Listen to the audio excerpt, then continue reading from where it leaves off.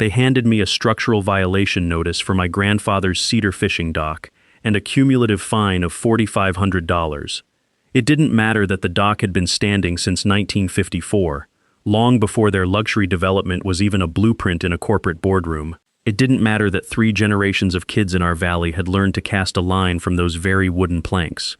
The duly elected Homeowners Association president, Clara Vance, a corporate defense attorney who drove a midnight black Porsche and wore tailored linen suits, stood at the edge of my shoreline with 2 private security guards. She held a clipboard like a battle flag. Per Section 4 of the revised Echo Lake Estates Master Covenant, all non-standard, unapproved maritime structures intersecting community waters are strictly prohibited, Arthur, she said, her voice dripping with artificial professionalism. Your grandfather's little eyesore is violating the aesthetic uniformity of this development. Remove it within 14 days, or we will bring the excavators, tear it down at your expense, and place a lien on your home. I looked down at the weathered cedar planks, still wet from the morning dew, then looked back at her pristine manicured hands. I smiled. The revised covenant states community waters, Clara. Are you absolutely certain you want to commit the entire board to that specific definition?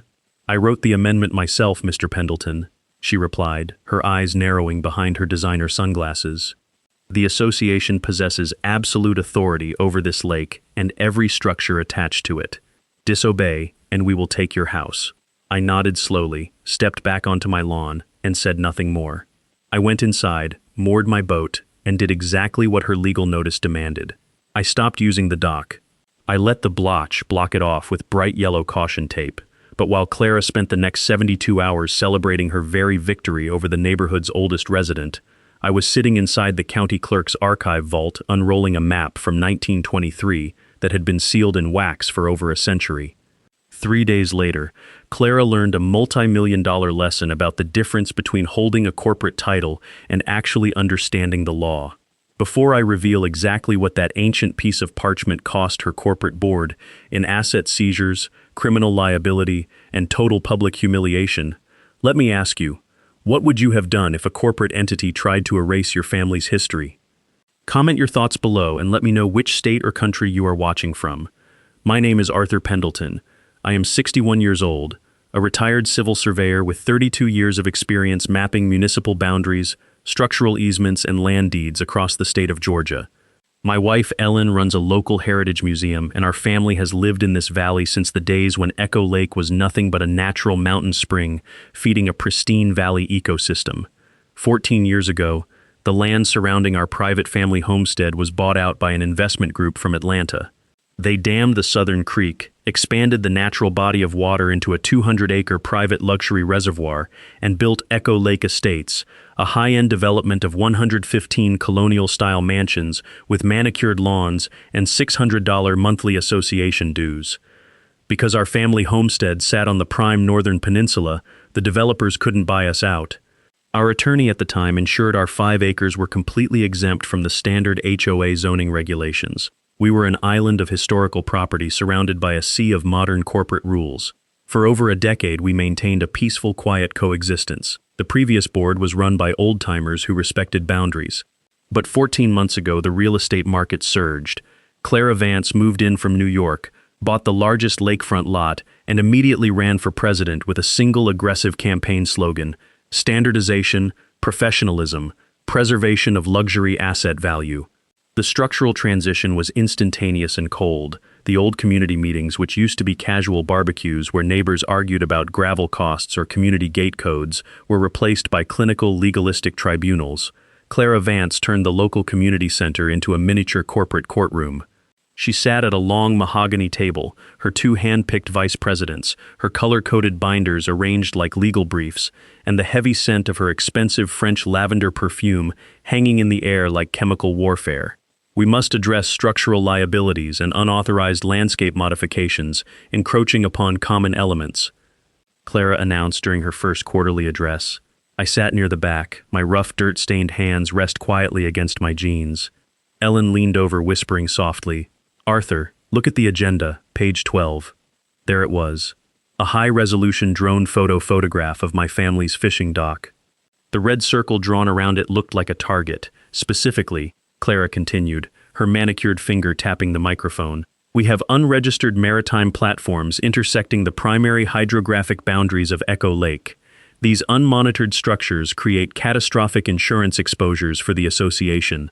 Any structure failing to meet the current architectural standard must be brought to code under an approved commercial vendor contract or completely dismantled."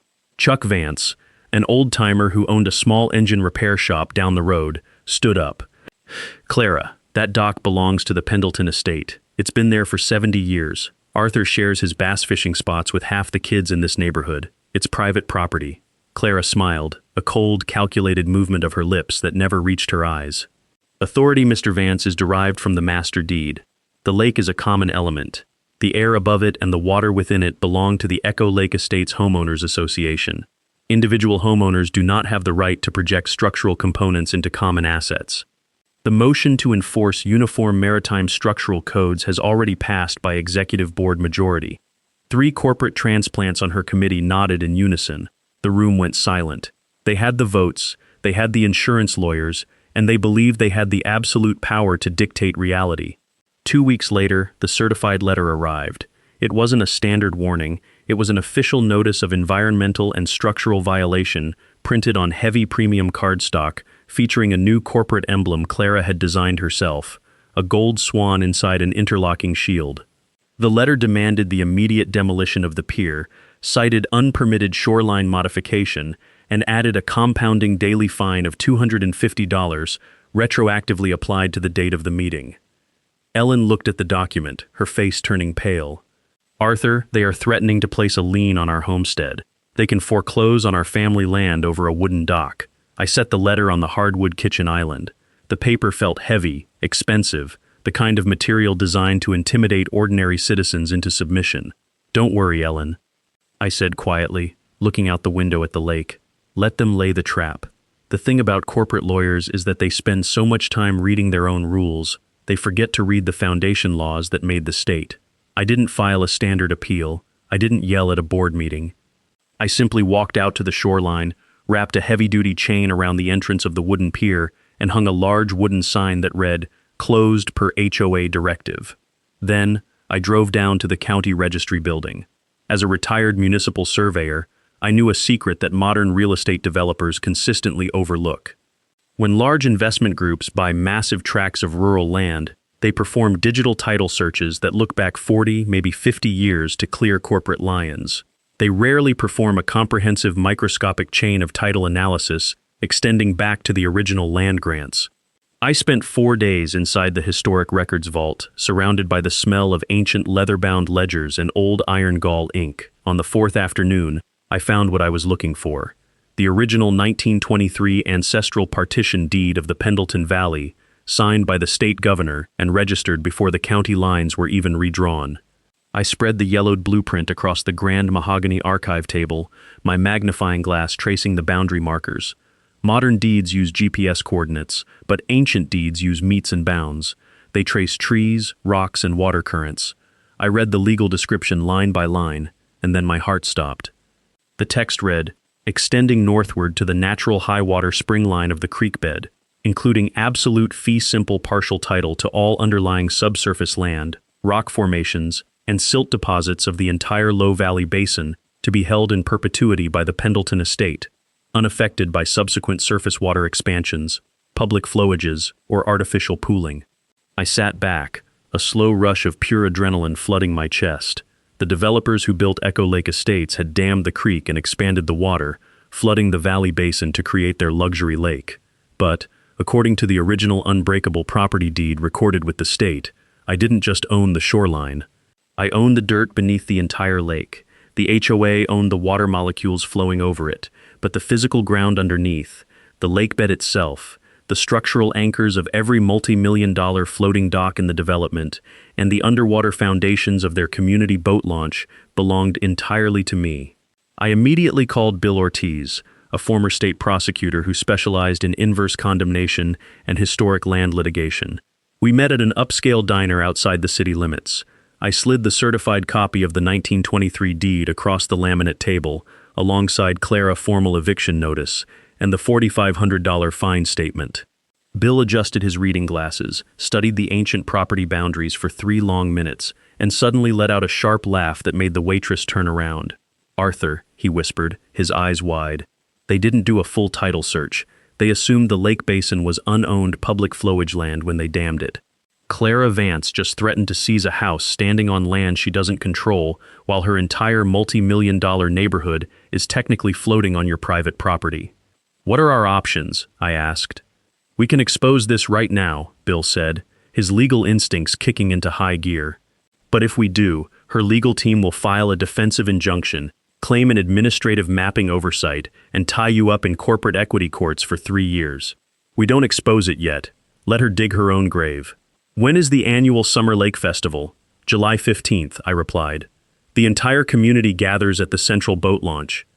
"The local news covers the parade. Perfect," Bill smiled coldly. "Let her think she has won completely. Let her commit the violation on camera." The next month was a study in psychological warfare. Clara Vance used the neighborhood monthly newsletter to launch a passive-aggressive campaign against our homestead. The cover of the June edition featured a column titled "Bringing Accountability to the Peninsulas: How Uniform Enforcement Protects Luxury Home Values." The text claimed that certain uncooperative residents were endangering the community's master liability policy by maintaining non-regulation waterfront hazards. My daily fine increased from $4,500 to a staggering $12,500. Every morning, an HOA compliance officer in a golf cart would park at the edge of my driveway, take photos of my closed dock, and paste a neon orange notice of intent to foreclose on my wooden fence. Neighbors I had known for a decade started looking away when I drove past. Amanda Schuster, a young mother whose children used to swim off my pier, stopped bringing her kids over. "I'm sorry, Arthur," she told me quietly at the local grocery store one afternoon. "Clara told the committee that if your dock stays, our community insurance rates will spike by 20%. We just can't afford it." "I understand, Amanda," I replied gently. "Don't worry about it. The weather always clears after a heavy storm." Behind the scenes, Bill Ortiz and I were moving with surgical precision. We high-ironed a licensed independent maritime engineering crew to perform an official subsurface structural survey under the cover of the morning mist. They mapped every single floating asset anchored into my lakebed. The results were a goldmine of structural corruption. Of the 24 luxury floating docks owned by Clara Vance and her executive committee allies, 22 were anchored down using massive steel concrete pilings driven directly into my subsurface rock. Furthermore, we discovered that the Grand Community Clubhouse Pier and the multi-lane concrete boat launch were entirely resting on Pendleton soil. But the real breakthrough came when Bill dug into the financial records of the HOA via a formal state corporate registry audit. Clara had fast-tracked a $45,000 commercial maintenance contract to a company called Vance Maritime Consulting LLC to manage the lake's water quality and dock compliance. The registered owner of the LLC, Derek Vance, Clara's 26-year-old nephew who resided in a rented condo in Savannah. She had fabricated the entire structural crisis to enforce mandatory architectural compliance upgrades, funneling thousands of dollars in neighborhood dues directly into an underinsured shell company owned by her own family. On July 14th, the day before the Grand Summer Festival, I logged into my bank account and paid the full $12,500 fine under formal legal protest, ensuring there was zero active lien vulnerability on my home. That night, the lake was dead silent. The moon reflected off the water, illuminating the grand floating stages the HOA had anchored in the center of the bay for the upcoming festival. I stood on my shoreline holding a leather case containing the 1923 deed, the subsurface engineering maps, and a formal trespass order stamped by the state superior court. "Everything is set," Alan said, walking out to join me, holding 2 thermoses of hot coffee. "The stage is set," I corrected, looking at the bright lights of Clara Vance's mansion across the water. "Tomorrow morning we show them who actually runs this valley." July 15th arrived with blinding summer heat.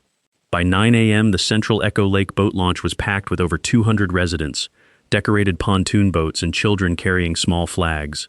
A local news van from Channel 5 Atlanta was parked near the clubhouse, the reporter staging live broadcasts for the noon weekend special. Clara Vance stood at the podium on the grand floating community platform wearing a pristine white sundress and a wide-brimmed designer hat. Her voice boomed out through the loudspeakers, filled with the absolute confidence of a monarch. "Welcome to the annual Echo Lake Celebration of Excellence," she cheered as the crowd applauded. This year, we don't just celebrate our community spirit, we celebrate our commitment to architectural perfection and corporate integrity. Through uniform standards, we have preserved the legacy of this water for generations to come. Right as she turned to hand the microphone to her vice president, a deep mechanical rumble cut through the music. The crowd gasped and turned toward the northern road. My heavy-duty Ford F-450 dually truck was backing down the concrete boat launch ramp, pulling a massive commercial flatbed trailer carrying 4 industrial steel barricades and a team of 3 private land surveyors in neon vests. Clara's face instantly flushed with anger. She marched down the floating dock, the heels of her wedges as clicking loudly against the wood as she approached the ramp where I was stepping out of my truck. "Arthur, what on earth do you think you are doing?" she screamed, oblivious to the fact that the Channel 5 camera crew was tracking her every move. "This is an active community event. You are disrupting private association property. Get this commercial vehicle off our launch immediately, or I will have the county sheriff tow you to jail." I didn't raise my voice. I stepped down, unrolled the grand 1923 ancestral deed across the hood of my truck, and placed the state superior court order directly over her clipboard. "I'm not on association property, Clara," I said, my voice echoing across the concrete launch pad. "You are currently standing on mine. Don't be ridiculous," she sneered, tossing the paper aside without looking. "The HOA owns this entire lake facility. I drafted the title transfer maps myself." Bill Ortiz stepped out from the passenger side of my truck carrying a megaphone and a thick digital display monitor. "Actually, Miss Vance, you mapped the surface water coordinates. You completely failed to verify subsurface title law under Georgia Statute 44-5. As of 9 a.m. this morning, a formal state title injunction has been finalized." Bill raised the megaphone, addressing the entire gathered crowd of 200 neighbors. "Attention all residents of Echo Lake Estates. My name is Bill Ortiz, legal counsel for the Pendleton estate. We have just filed a formal structural trespass claim and property injunction against the corporate board of this association." The crowd erupted into confused murmurs. The Channel 5 reporter practically ran toward us, her cameraman zooming in directly on the ancient map displayed on the truck's hood. "According to the unbroken 1922-23 partition deed of this valley," Bill announced, his voice booming over the water, "Arthur Pendleton holds absolute exclusive fee-simple ownership of the lakebed underneath this water. Every anchor, every piling, the entire concrete foundation of this clubhouse, and the very pylons supporting Ms. Vance's floating stage are currently driven into private Pendleton soil without a legal easement or lease agreement." Clara Vance went entirely white. Her hand shook so violently that her clipboard slipped, clattering against the concrete boat ramp. "This is a lie. It's an extortion tactic. My legal team cleared this title." "Your legal team looked back 40 years, Clara," I said calmly, pointing down at the water. "My family looks back 100. Every single one of these floating docks is anchored into my rock, and since you've made it clear that strict compliance with structural boundaries is the absolute law of this neighborhood, I am simply enforcing mine." I turned to my surveyor crew. "Gentlemen, set up the perimeter." Under the flashing cameras of the local news, the crew began dropping heavy steel barricades directly across the entrance of the public boat launch, chaining them shut with industrial locks. We placed massive, professionally printed signs across the concrete structure that read, "Private property. No trespassing. All unauthorized underwater anchors subject to immediate civil removal." "You can't block the lake," one of Clara's executive board allies shouted from the crowd, his face purple with rage. "My $80,000 wakeboard boat is trapped out there." "You are welcome to navigate the water molecules, sir," Bill Ortiz replied with a razor-sharp smile. "The HOA owns the liquid, but if your anchor touches the mud, the rock, or the sand at the bottom of this lake, you are in criminal violation of a court-stamped property injunction. If you want to use the bottom of this lake to secure your vessels, you will need to negotiate a private commercial lease with Mr. Pendleton." The community festival transformed into an absolute corporate execution within 20 minutes. Neighbors who had spent weeks ignoring me suddenly turned their fury directly onto Clara Vance. "You told us you checked the deeds," Amanda Schuster shouted from the front row, confronting Clara directly. "My family paid an extra $300 assessment fee this year for waterfront compliance, and we can't even launch our boat." Right at that moment, Bill Ortiz dropped the final blow. He handed a secondary folder directly to the Channel 5 news reporter. Furthermore, we have submitted a formal request to the State Attorney General to investigate the $45,000 maritime service contract awarded to Vance Merit Consulting LLC, a shell corporation with zero maritime insurance owned by the president's direct mean-ace nephew. Designed entirely to extract neighborhood funds under the guise of fake structural violations. End quote. The reporter's eyes lit up like Christmas morning. She turned directly to her camera, her microphone raised high. Live from Echo Lake Estates. A shocking development, as a historic land dispute has brought this multi-million-dollar community to a complete standstill. Allegations of massive corporate overreach, structural trespass, and financial self-dealing are currently rocking the executive board. Clara Vance didn't try to answer the questions. She pulled her designer hat over her face, pushed past the crowd of furious homeowners, and fled toward her Porsche, leaving her binders and her empire scattered on the concrete ramp. The corporate fallout was devastatingly swift. By Monday morning, 3 of the 5 HOA board members submitted emergency resignations through their personal attorneys, completely disavowing any knowledge of Clara Vance's financial arrangements or mapping failures. The association was left without a legal quorum, forcing the state to appoint a neutral interim property receiver to manage the community's assets within 48 hours. On July 28th, the State Attorney General officially opened a criminal fraud and embezzlement investigation into Vance Maritime Consulting. Faced with a stack of bank statements, underwater engineering maps, and a complete public record chain of title, Clara's nephew folded immediately, admitting under oath that his aunt had organized the entire operation. On August 12th, an emergency ballot was mailed to all 115 homeowners to strip Clara Vance of her presidency and revoke her membership rights. The result was an unprecedented landslide, 100% yes. Not a single person voted to defend her. Faced with a massive civil lawsuit from the interim board for corporate restitution and a multi-million-dollar inverse condemnation suit from my attorney, Clara put her mansion on the market on September 1st as a motivated seller. She settled out of court, paying $112,000 back to the neighborhood reserve funds and signing a total release of claims. Because she had fled back to Connecticut and skipped her final state tribunal hearing, a judgment in absentia was finalized against her assets, garnishing her corporate wages for the next 7 years to cover the remaining legal damages. On October 15th, the neighborhood held a historic community election at the clubhouse. Richard Vance was voted in as the new president, and Amanda Schuster took over as treasurer. Their first official act as the new board, they formally rescinded my $12,500 fine, issued a public letter of apology printed on the front page of the new community ledger, and presented me with a check for $18,000 to cover all my accumulated legal and surveyor costs. But they didn't stop there. To resolve the structural impasse, the community voted unanimously enter into a formal 99-year municipal easement agreement with the Pendleton estate. The HOA now pays our family a respectful symbolic $1,000 monthly land lease retainer to allow their community clubhouse and boat launch to exist on my lake bed. Without the corporate embezzlement and fake compliance contracts draining the treasury, the neighborhood dues immediately dropped from $600 a month down to $415, giving every single family an extra $185 back in their pockets monthly. 2 weeks ago, we held a massive neighborhood potluck right on our peninsula. Over 90 families attended. The air smelled of wood smoke, slow-cooked barbecue, and real fresh mountain air, completely free of expensive French perfume. My grandfather's old cedar fishing dock stands tall. The yellow caution tape replaced by stringed Edison lights that dance across the water at dusk. Kids were jumping off the wooden planks into the clear lake, laughing as they tried to catch the evening bass.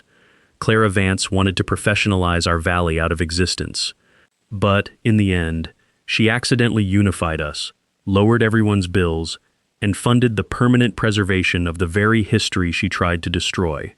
I sat on the edge of the pier with Ellen, holding a warm thermos of coffee, watching the sun dip behind the Blue Ridge Mountains.